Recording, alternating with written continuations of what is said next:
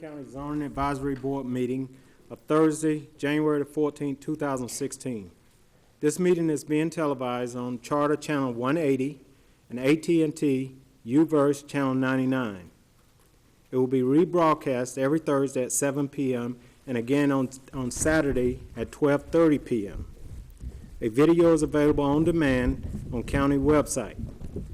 Please turn off all cell phones and laptops or set them to vibration. Now would be a good time to do so. Anyone wishing to speak tonight, please fill out a public hearing speaking card. A total of 10 minutes will be allotted for anyone in favor of a case and 10 minutes for anyone in opposition of a case. For example, if you have 10 people wishing to speak, they must share the 10 minutes allotted. When you are speaking, please face the board and address us directly, not the audience. If you turn to speak to the audience, the board will assume you are finished and call the next speaker. At this time, we will hear the invocation by Mr. Head and the pledge by Ms. Sandy Nesbitt. Stand, please. Father, we thank you for allowing us to see another year, and we ask tonight that you would have your blessing and give us wisdom and knowledge and understanding to be able to take care of this business. In your Son, Jesus, we pray. Amen. Amen. Pledge allegiance to the flag of the United States of America and to the republic for which it stands, one nation, under God, indivisible, with liberty and justice for all. I'd like to call this meeting to order. Do I have a motion to accept the agenda? Mr. Chairman, I'd like to make a motion. I would like to make a motion to table conditional use case CU 1516 of Verizon Wireless and Troutman Sanders of Atlanta request conditional use for property at 1865 McGarrity Road for a wireless communication facility. The purpose being to the request by the applicants to evaluate alternative locations, and I'd like to table this till the March meeting. Okay. Do we have a second? Second. Okay, it's been motioned and second. All in favor? Motion carries. This is comes up to 1 year. We also have an elections tonight. Do we have any nominees? Mr. Chairman, I move that we keep our organization as it is with Ms. Consiglio as the chairman and you as the vice chairman. Okay, and we also need a nominee for the secretary. I'll make a motion that Dante be Okay. with his Okay. position. It's been motioned that Ms. Consiglio remain as chair, myself as vice chair, and Dante as secretary. Do I have a second? I second. Okay. It's been motion and second. All in favor? Motion carries. Do we have a motion to approve the minutes for November 12th, 2015? I make a motion that we accept the minutes. Okay. Second. It's been motion and second for the approval of the minutes of November 12th, 2015. All in favor? Motion carries. At this point, we'd like to hear comments from planning staff. Thank you, Mr. Chairman. We have 4 cases that were advertised that will not be heard tonight. The first case was RZ 15-24-S in the city of Stockbridge for James R. Kendall. That case was advertised, but it will not be heard. Case number RZ 14-14 for Dr. Yi Chen, the Jodico Crossing property. It was advertised, but per the applicant's request, the item has been postponed until the March Zoning Advisory Board meeting. RZ-15-22-S for Narayan Patel. Again, the applicant requested that this case also be postponed until the March ZAB meeting. And tonight, per the amended agenda, case number CU-15-16 for Verizon Wireless Troutman Sanders. And that item, per the applicant's request, has been postponed and will be heard at the March Zoning Advisory Board meeting. Okay. Now, I believe that CU 15-1, on my records, it says CU 15-14. That was the first case. It should read CU-15-16. Okay. Are we on the same case? Let's make sure. For Verizon Wireless Troutman Sanders, 1865 McGarity Road. Okay. Let me just make sure, Dante.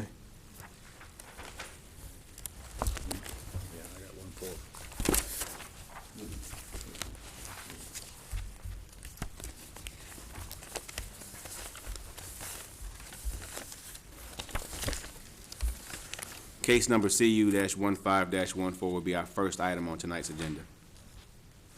And that's the Verizon Wireless on the tower proposed location on 3499 Okay. South Ola Road. Okay, thank you. Yes, sir. All right. Okay, well, we'll hear the first case. Case number CU-15-14, Verizon Wireless of Alpharetta, Georgia, requests a conditional use for the property located at 3499 South Ola Road in land lot 191 of the Second District. The property consists of 16.09 plus or minus acres, and the request is for a new wireless communication facility in the RA Residential Agricultural Zoning District, and is located in Commission District 1, and will be presented by our consultant, Mr. Chris Munzingo. As Mr. Gibbs mentioned, this is for a new tower, monopole tower, to be constructed by Verizon Wireless. The applicant is PM&A on behalf of Verizon Wireless. They've requested a 145-foot monopole tower with a 5-foot lightning rod for an overall height of 150 foot.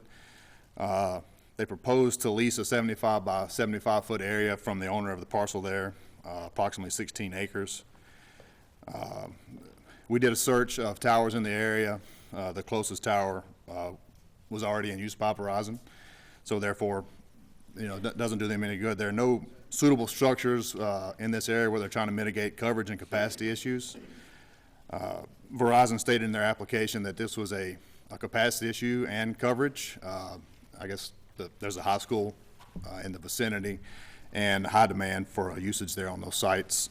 They have met all the requirements of Henry County's Chapter 7, Section 705 Wireless Communication Facility, ULDC, Chapter 5 Landscaping and Buffering, and the Chapter 11 Conditional Use criteria. And this is staff's recommendation to approve their application. Okay. Does the board have any questions for staff? If there's no questions at this time, we'd like for the applicant to come forward. Please state your name and address for the record. Good evening. Kirsten Lohr, 1000 Holcomb Woods Parkway, Roswell, Georgia, 30076. Okay. Do you have anything additional that you would like to add to staff recommendation? No, sir. I did just want to correct the record.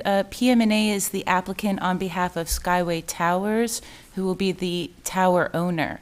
Verizon Wireless is simply the anchor tenant. They're not the tower owner. Okay. All right. Anything else? Okay. I did just want to give a brief summary of the site. As you know, this is a 145-foot monopole design telecommunications facility with Verizon as the anchor tenant. The purpose of the site is to fill in the gap in their service along Peaksville Road while also offering capacity offload for their existing Locust Grove site to the west. As the consultant noted, there are no existing towers in the search ring, and Verizon is currently located on the 3 closest surrounding towers. And we feel this is a pretty well-situated site, and therefore respectfully request your approval. I'm happy to answer any questions. Okay. Does the board have any questions for the applicant?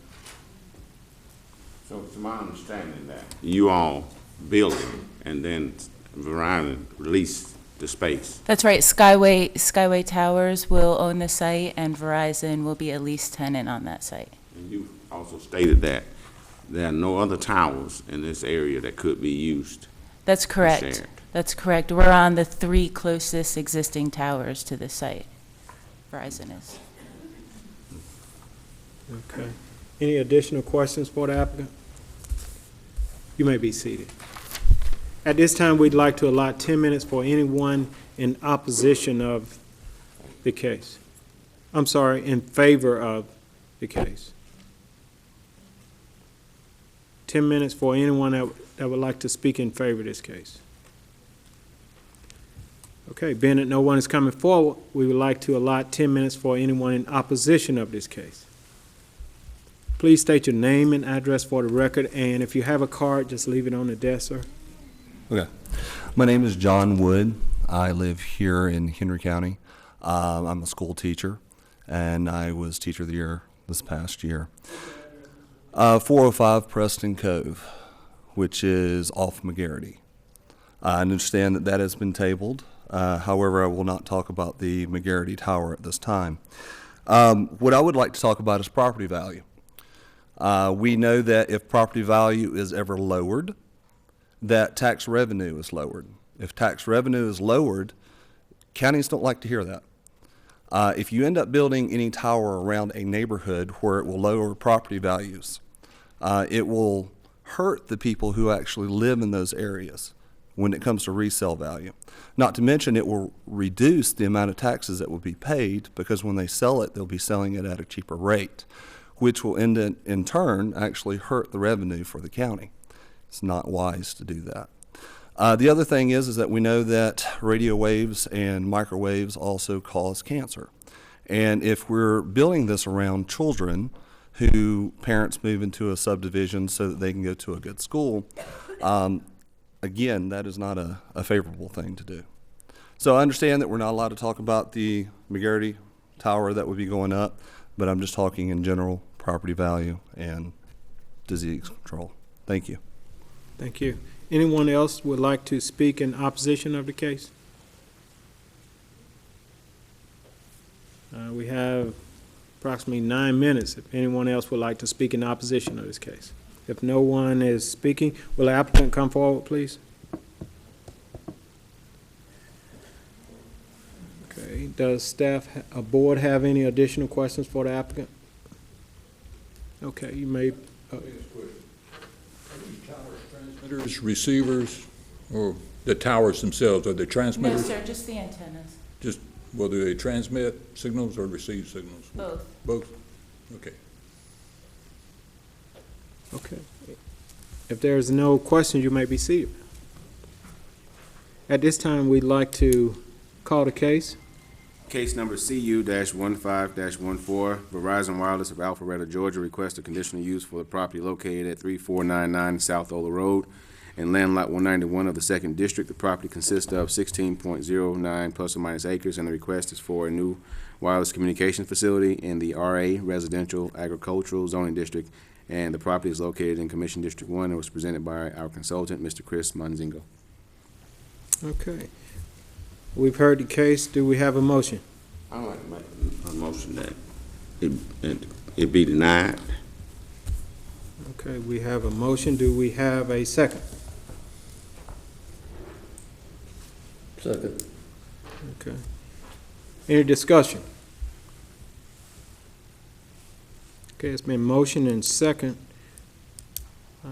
All in favor?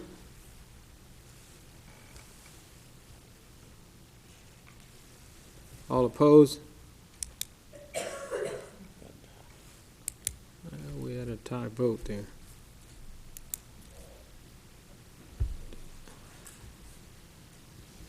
In this case, the chairman does not have a vote, Okay. so it will we carry have- 3-2.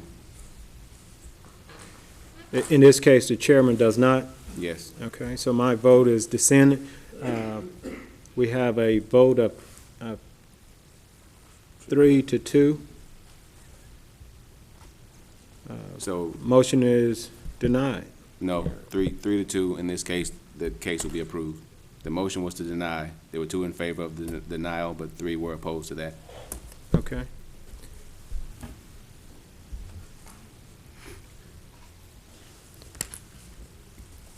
All right, so do we have the records on that, Chair? I'm sorry, say it Do we again. have the records for that? 3-2? Yes, we've Okay. notated it. All right. Well, we'll hear the next case. Case number CU-15-15, Verizon Wireless of Alpharetta, Georgia requests a conditional use for property located on Lester Mill Road, southeast of the Indian Creek Drive, north of Locust Grove Griffin Road, in land lot 137 of the Second District. The property consists of 47.92 plus or minus acres, and the request is for a new wireless communication facility in the RA Residential Agricultural Zoning District, and is located in Commission District 1. Good evening again. Chris Mazzeo, once again, I was consulted to review this application for the county. Again, it's a 150-foot monopole tower application, 146-foot tower, 4-foot lightning rod. This time they proposed a 100 by 100 lease area on the 47 plus or minus track off of Lester Mill Road. There's one tower that's within somewhat close vicinity of this, about 2 miles to the west of it, but it's too far to the west to meet the needs of Verizon as they're trying to get coverage along the 75 corridor there.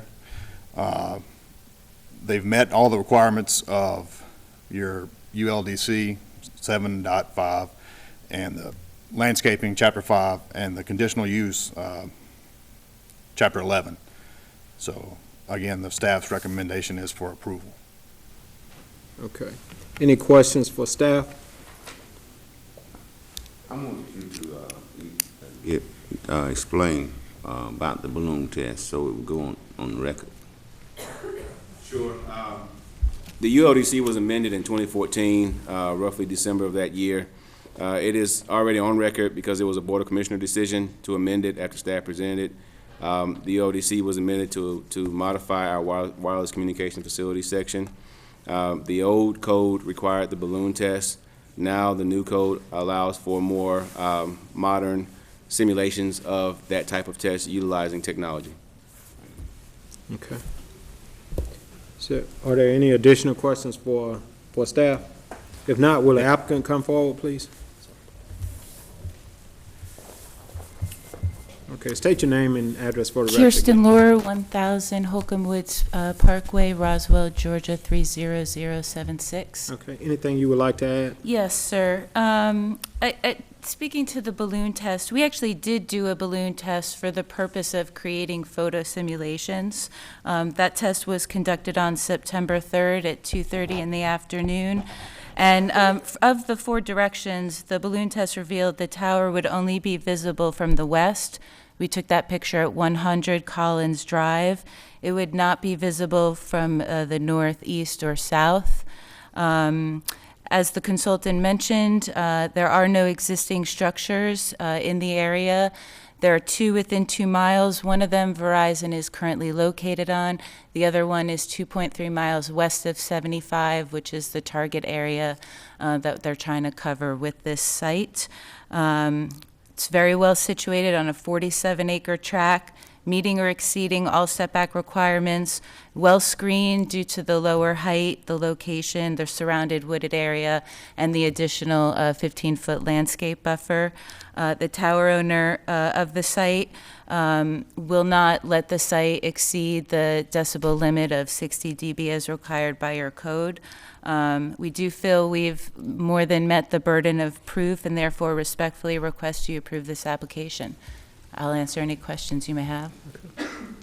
Does the board have any questions for the applicant? Okay, you may be seated. Is there anyone like to speak in favor of this case? Anyone like to speak in favor? At this time, we'd like to allot 10 minutes for those who would like to speak in opposition of this case. Okay, I don't see anyone coming forward.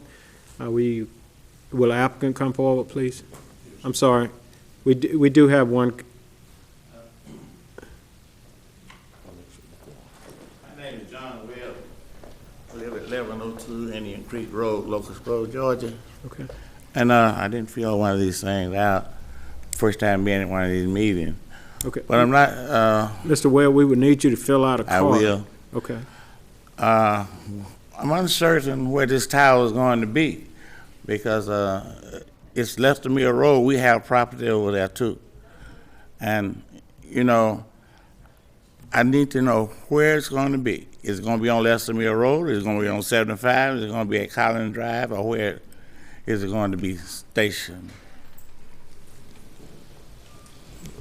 I'm sorry. Okay.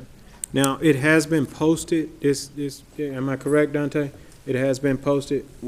Yes, it is available online, but we can also place a map on the overhead, Chris, if you would, to actually show you where the site will be located at the proposed location. Okay, now, because it's several, we all family over there. Harvestine has property there. Aunt Geraldine has property there. Claudia Webb has property there, which is on Lester Mill Road that I'm concerned about. Okay. Okay. I understand that it could depreciate your property. I don't know what level of detail that's going to provide you, but that's the. Okay. Well, Mr. Webb, continue and we'll get you the address of everything. Just leave that there. There's an area Just leave this here. If you'll leave it on the overhead, please. outside. Here's an aerial view. Okay. Oh, okay. There may be more. And we do need you to fill out a card, Mr. Webb. Thank you. Anyone else would like to speak in opposition of this case? If not, will the applicant come forward? Any additional questions for the applicant? If there is no questions, we'd like to call the case. Case number CU-15-15, Verizon Wireless of Alpharetta, Georgia requests a conditional use for the property located on Lester Mill Road, southeast of Indian Creek Drive, north of Locust Grove Griffin Road, in land lot 137 of the 2nd District. The property consists of 47.92 plus or minus acres, and the request is for a new wireless communication facility in the RA, Residential Agricultural Zoning District, and the property is located in Commission District 1 and was presented by our consultant, Chris Manzingo. Okay. We've heard the case. Do we have a motion? I'm going to make a motion that you approve it. Okay. Any discussion? Do we have a second? Second. Okay. It's been motion and second. All in favor? Motion carries. Okay. We'll move on to case VR 15-15. Yes, sir. Case number VR-15-15. Ashley Roostermeyer of Jackson, Georgia requests a variance from development regulations for the property located at 2156 Stroud Road and land lot 214 of the 8th District. The property consists of 29.378 plus or minus acres, and the request is to allow an addition to the house. It's located in Commission District 1 and will be, will be presented by Ms. Adrian Center. Good evening. The property is located at 2156 Stroud Road, and the applicant is actually asking for 2 variances. The first variance is to reduce the front yard setback requirement from 75 feet to 47.4 feet, and to reduce the side yard setback from 20 feet to 15 feet. This is for the purpose of constructing a new master suite, a 4th bedroom, and a Jack and Jill bathroom addition. The primary structure was built in 1928, and it predates the adoption of our current ULDC. The applicant's request for a variance may be granted if the request meets the criteria for an approval. There are extraordinary and exceptional conditions pertaining to the subject property, as the home was constructed before the 75-foot front yard setback requirement was in place. Therefore, the primary structure is legal nonconforming. However, there are no extraordinary or exceptional conditions pertaining to the property due to its size, shape, or topography in regards to the applicant's request to reduce the side yard setback. Therefore, the request for a reduction to the side setback requirement is a result of the proposed action by the applicant. The front yard setback variance request and the proposed addition are the minimum necessary to bring the existing structure into compliance, with the exception of the request to reduce the side yard setback. Staff's recommendation is based upon each variance request by the applicant and meeting the criteria for a variance to be approved. Planning staff recommends approval of the requested variance to reduce the front yard setback and denial of the request to reduce the side setback from 20 feet to 15 feet. At this time, I can answer any questions you may have. Does the board have any questions for staff?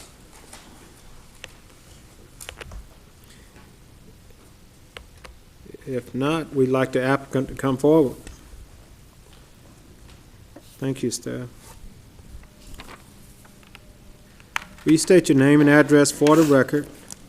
Ashley Rustemeyer, 2156 Stroud Road, Okay. Jackson. Do you have anything additional you would like to add to staff recommendation? No, sir. Okay. What you say? I'm sorry, we disagree with the recommendation on the side setback. Okay. As you can see on the addition, which is at the top of the screen here, the breezeway between the master suite and the main house is actually home office space, and it's in the, we don't have a scale, but it is 8 feet Okay. for desks for the children on one side and my wife's desk on the other side. If we were to not have the variance approved for the side setback, we would have to decrease that breezeway. In fact, we would lose our home office space. Will you do me one favor, point to that location on the, Sorry. on the screen? The addition is right here above my finger, Okay. and this space is a breezeway that adjoins the new addition to the main house. And if we were not granted the variance for the side setback, we would have to decrease the size of that approximately 5 feet, which would make it essentially a 3-foot breezeway and not enough room for a desk. So that's why we're requesting the side setback. Okay. All right. Anything else? That's all I have. Thank you. Does the board have any questions for the applicant? The changing of the roof pitch, would that have an effect on it? No, sir. It's actually a standalone unit. The new addition will have its own roof, and it will be tied together with the breezeway. But as far as shortening it, no, it would not change the roof pitch at all. Do you know how far off the property line? I believe it's 38 feet from the existing structure. From the existing structure to the property line is 38.66 feet, I believe. And so therefore,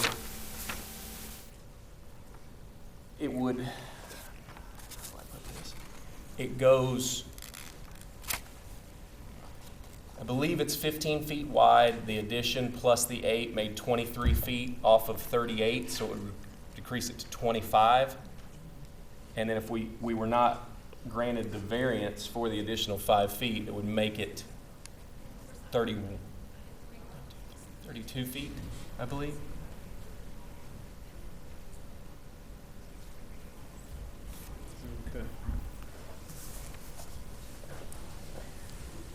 Okay, Mr. Richard?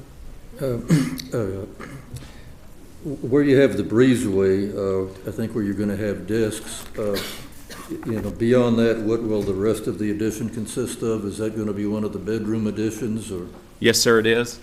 Okay. The back portion is the sleeping area. The front portion is the master bath.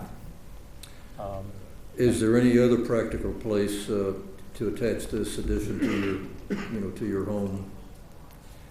No, sir, and without considerable damage to existing hardwoods that are in the yard, directly Okay. behind the structure would be the only other location.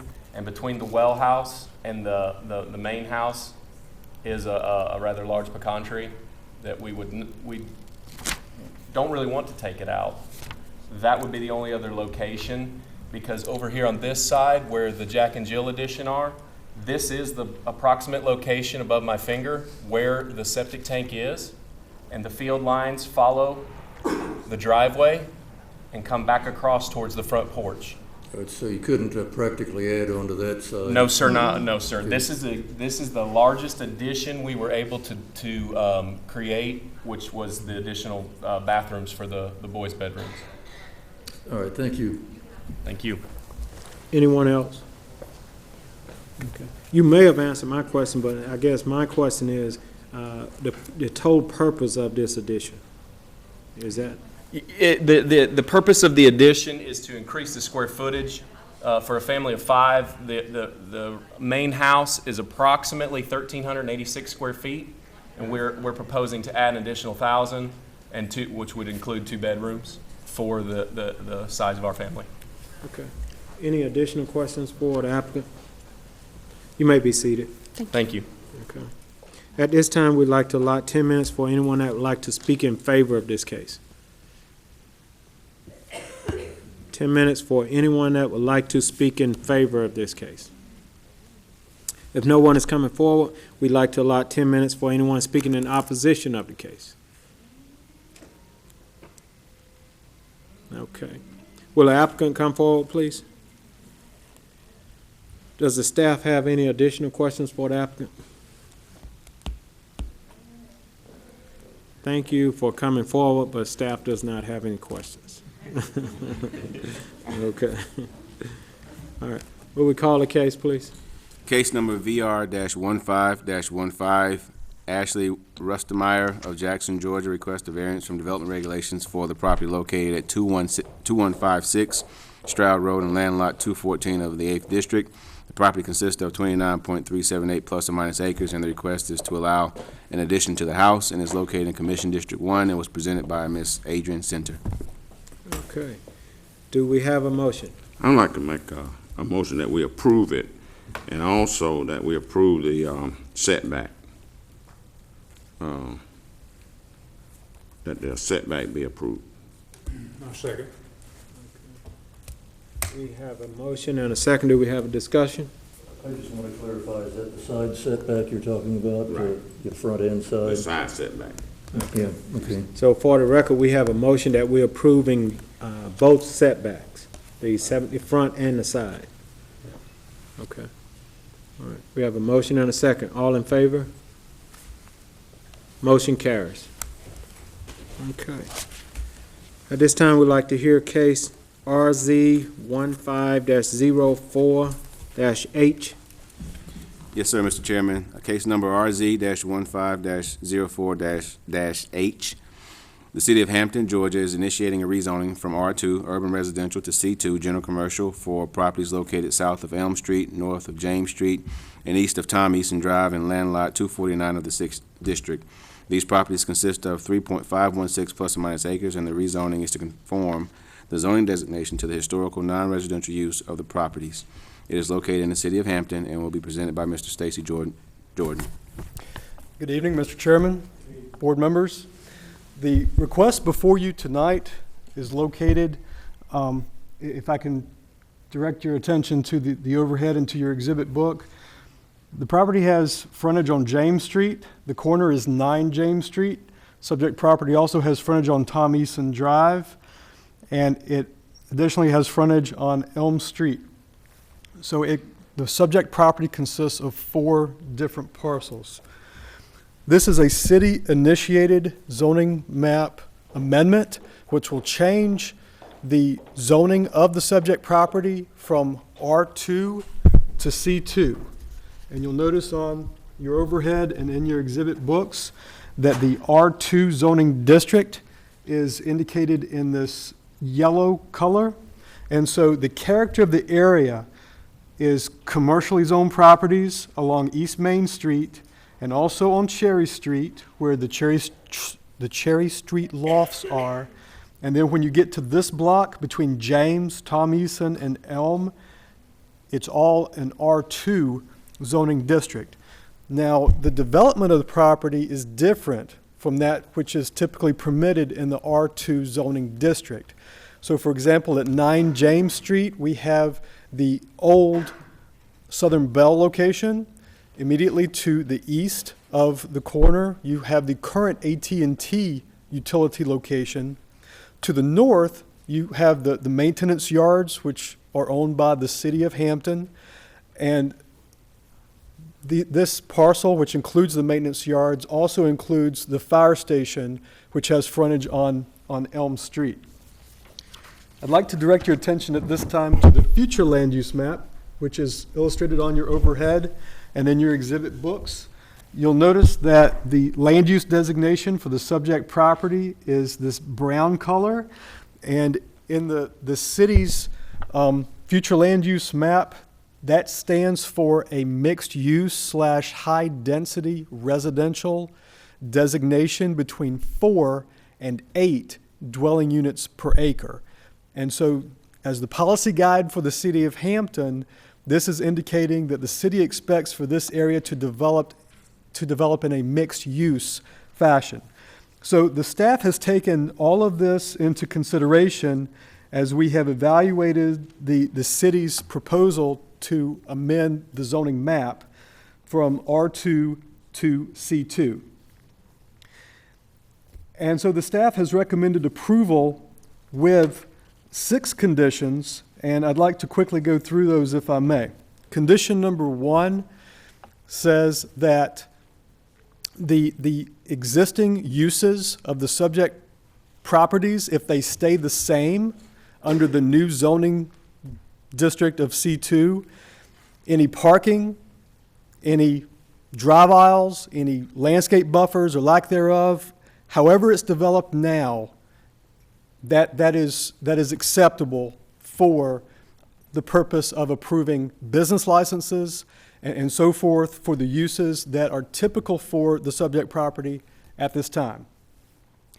Condition number 2 says that should the properties be redeveloped, so for example, if you can imagine the current structures being removed and something new being built, then that new development will meet the current city code.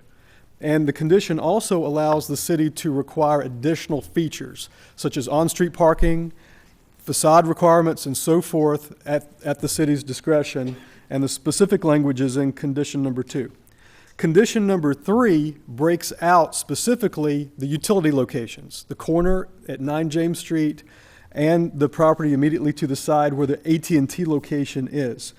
What it says is that aside from the historical uses of that property, the redeveloped uses for straight commercial are limited to just C1 uses minus any automobile-centered type developments. And any other type C2 uses are not allowed. And specifically, any drive-through configurations of anything, whether it's a bank, whether it's a fast food location, or what have you, that's not allowed. In addition, automobile gas stations would not be allowed on the redevelopment of that site. And that's condition number 3. Condition number 4 treats the other 2 parcels where the city maintenance yards are.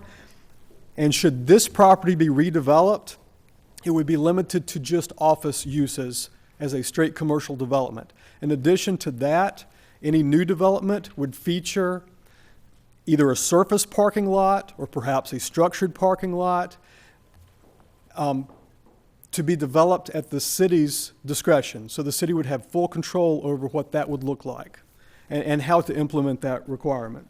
And so the specific language is in condition number 4. Condition number 5 is for the entire subject property. And what it says is that the city code allows a C2 zone property to receive a conditional use special permit to allow residences above retail. And if the city council adopts or approves a request for a conditional use permit in that fashion, then this condition would allow any C1 or C2 use to be developed in conjunction with residences above retail.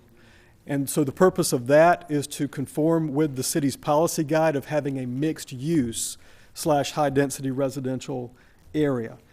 Condition number 6 is the last one. And what it says is that the city can require facade requirements or screening based upon the city code or upon a study, such as a Livable Centers Initiative study. And so with those recommendations, staff recommends approval. Does the board have any questions for staff? Mr. Bailey? Really, the purpose of this was bring everything in compliance with sort of the use that's going on right now with the property, how it's been used, right? Yes, sir. As I understand the history, specifically of 9 James Street, is that when it ceased to be used for the Southern Bell utility, it was used for storage. I think it was for a confectioner's distributorship. It changed into a type of retail use, which included thrift store, including furniture sales, which would require a C2. And so that's where we are today. We've found, in the past, we've had thrift stores there and so forth, but it's zoned R2. And so it's the city's intention to bring the zoning into conformity with the historic use of that, at least that particular portion of the subject property. Let me ask another question. The future land use map indicates high density residential for that area. But this proposed, what's proposed here does not, allow or direct that use. It's more or less addressing C2 use of the property. Yes, the city is proposing to change the zoning from R2 single-family use to C2 general-type commercial uses. The city code allows for someone to apply for a conditional use special permit within the C2 zoning district to allow residences above retail. And I'm not familiar with any other limitation on the amount of residences besides the future land use map, which limits it to between 4 and 8 dwelling units per acre.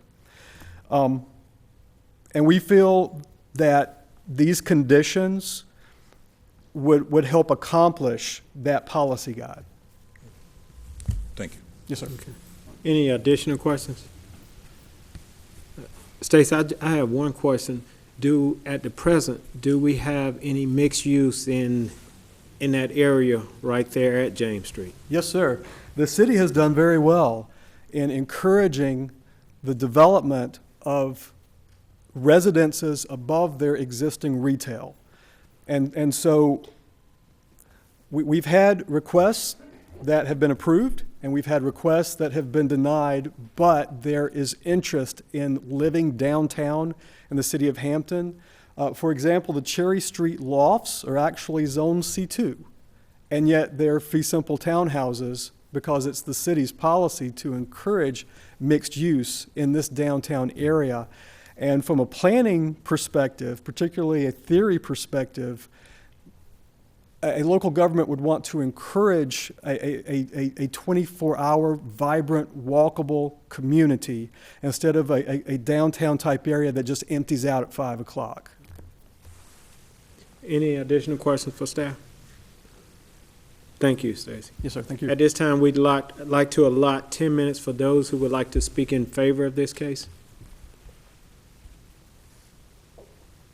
If no one is coming forward, we would like to allot 10 minutes for those in opposition of the case.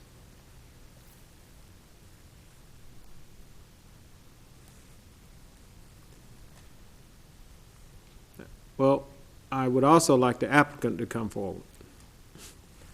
I kind of overlooked the applicant there, I'm sorry. Hi, my name is J.D. Matthews with the City of Hampton Community Development Department. Will you state your address? 17 East Main Street, Hampton, Georgia. Okay. Do you have anything you'd like to add to this case?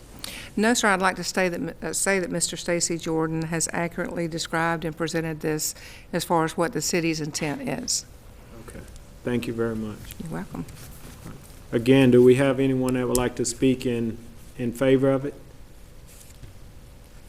If anyone would like to speak in opposition?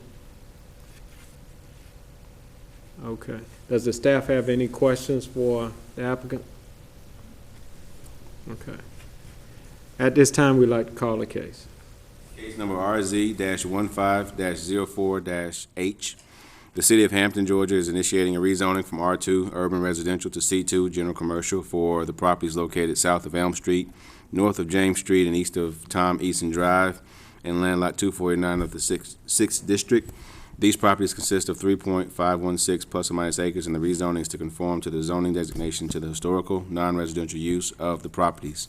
It is located inside the city limits of Hampton and was presented by Mr. Stacy Jordan. Okay. We've heard the case. Do we have a motion? Yes, I do. I'd like to make a motion to approve the rezoning request RZ-15-04-H that would rezone property in land lot 49, specifically 9 James Street, telephone utility within 11 to 15 James Street, 10 Elm Street, and city property on Tom Easton Drive from current zoning of R2 to C2 zoning with 6 conditions specified by staff. Okay. Do we have a second? Okay, do we have any discussion? It's been motion and second. All in favor? Motion carries. Thank you. At this time, we'd like to hear case HAMP-ORD-15-02. Yes, sir, Mr. Chairman. Case number HAMP-ORD-15-02. To amend multiple sections of Chapter 67 of the City of Hampton Code of Ordinances, which provides for zoning, to create a new code section entitled Cemeteries, to provide for severability, to repeal conflicting ordinances, to provide an effective date, and for other purposes. This item is effective for citywide in the City of Hampton and will be presented by Mr. Stacy Jordan. Good evening, Mr. Chairman, board members. The request before you tonight is an initiation by the City of Hampton to amend the zoning code to include regulations for the development of new and the expansion of existing cemeteries within the city limits of Hampton, and as such, it is applicable citywide.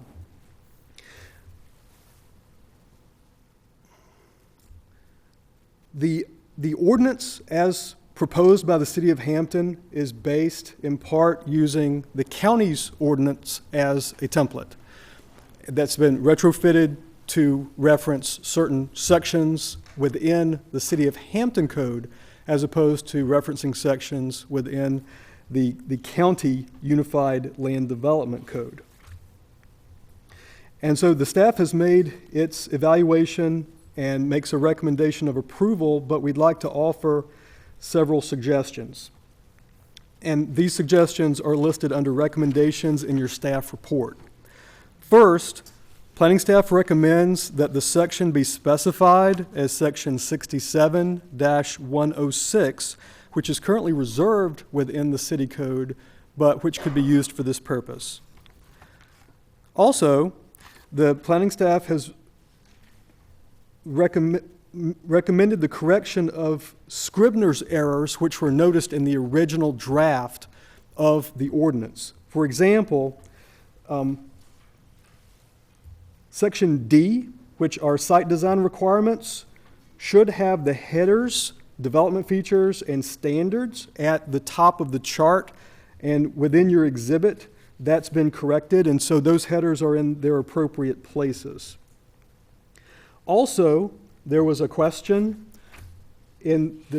further down in the chart regarding front yard setbacks of 40 feet, and that was determined to be acceptable, and so the question mark and the note that was in the original ordinance that was received by staff has been clarified to show that that front yard setback should be 40 feet. Also, the header of the ordinance at the very top in the original draft mentioned for the purpose of creating several or multiple sections. In the exhibit that's in your exhibit book, we've corrected that to say a new code section. Also, the date of adoption at the end was corrected to reflect a 2016 date instead of a 2015 date. So these are just simple Scribner's errors, largely, that the staff would like to suggest that the city take a look at. Of a more substantive nature, if I could direct your attention to letter I, which is entitled Review and Approval Procedures. Number 1, it says a cemetery shall meet the requirements of Article 16. And staff has noted that that likely should have made reference to Article 13, which are administrative procedures as far as taking an application for a building permit or taking an application for a final plat approval. And I'd like to note that a new cemetery or a revamp of an existing cemetery would require a plat. And so that should fall under Article 13. And for context, 13 is for administrative procedures such as building permits and final plats. Article 14 is for variances. Article 15 is for conditional uses. And Article 16 is actually for rezonings. So we would suggest that the city take another look at this because it likely should be Article 13. And I'd like to answer any questions that I may. Okay. Does the board have any questions for staff? No? With this text amendment, do we have any public comments in reference to this text amendment?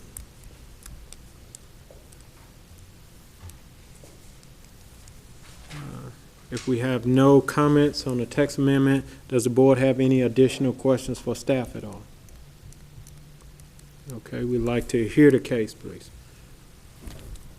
Case number HAMP-ORD-15-02 to amend multiple sections of Chapter 67 of the City of Hampton Code of Ordinances, which provides for zoning, to create a new code section entitled Cemeteries, to provide for severability, to repeal conflicting ordinances, to provide an effective date, and for other purposes. This will be effective citywide in the City of Hampton and was presented by Mr. Stacy Jordan. And please forgive me, Stacy has a new name, and I just wrote it down because I had to look at my email. But if you would pronounce it so that we all would know. Yes, it's Stacy Jordan Rudisell. All right. Rudisell, okay. All right. All right, we've heard the case. Do we have a motion?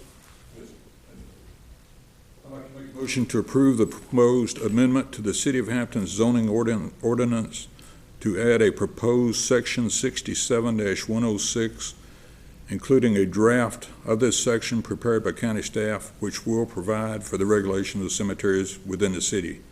Additionally, this draft section 67106 should be reviewed by the city to determine if under section I, point 1 of the draft, that this should refer to Article 13 or Article 16. Okay.